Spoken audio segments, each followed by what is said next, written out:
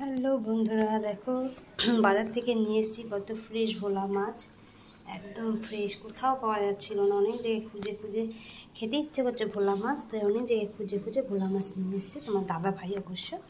দেখো ভালো করে কেটেই এনেছে, ভালো করে ধুয়ে নিয়েছি। তো 5খানা মাছ দেখো কত সুন্দর। তো এটা গেছে সর্ষে বাটা দিয়ে ঝাল করব। তো চলো প্রথমে নুন হলুদ দিয়ে মাখিয়ে নেবো। হলুদ দিয়ে দিলাম, এবার দিয়ে দিলাম নুন, ভালো করে মাখিয়ে নেব। প্লেটটা ছোট হয়ে গেছে যদিও, তো যাই হোক উল্টে পাল্টে ভালো করে মাখিয়ে নেব।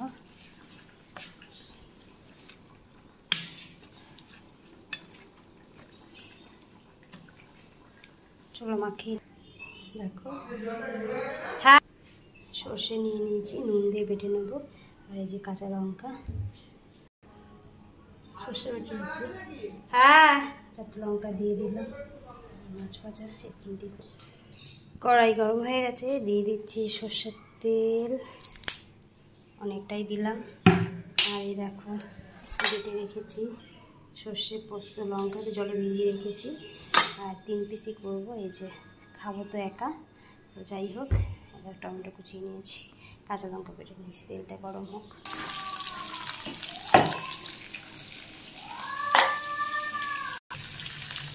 মাছ ভাজাটা হয়ে গেছে। মাছগুলোকে অর্ধেক করে নিলাম, কারণ গোটা গোটা অনেকটা বড় তো, কড়াইতে ভাজবো হবে না। তোমরা চাইলে গোটা করেও নিতে পারো।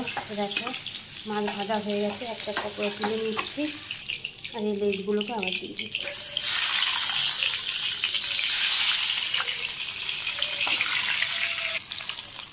মাছগুলো ভাজা হয়ে গেছে, একটু বেশি ভেজেছি আর কি, একটু কম করেই ভাজতে হয়।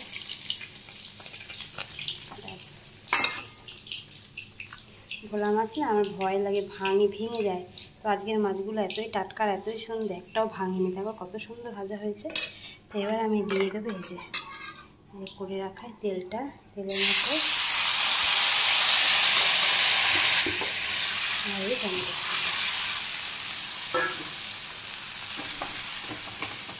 লঙ্কাগুলো খুব ঝাল, গন্ধ বেরিয়ে যাচ্ছে লঙ্কাগুলো, খুব ঝাল।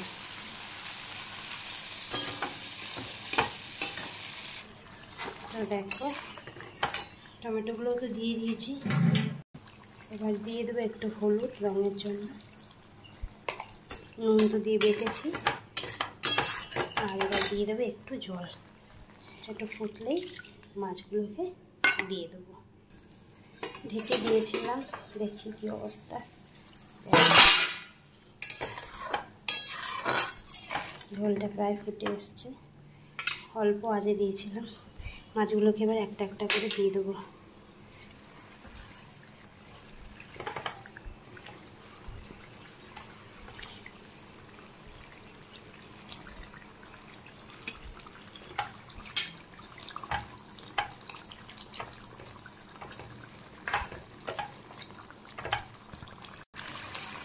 ফুটছে দেখো, আর কালারটাতে হেভি এসছে।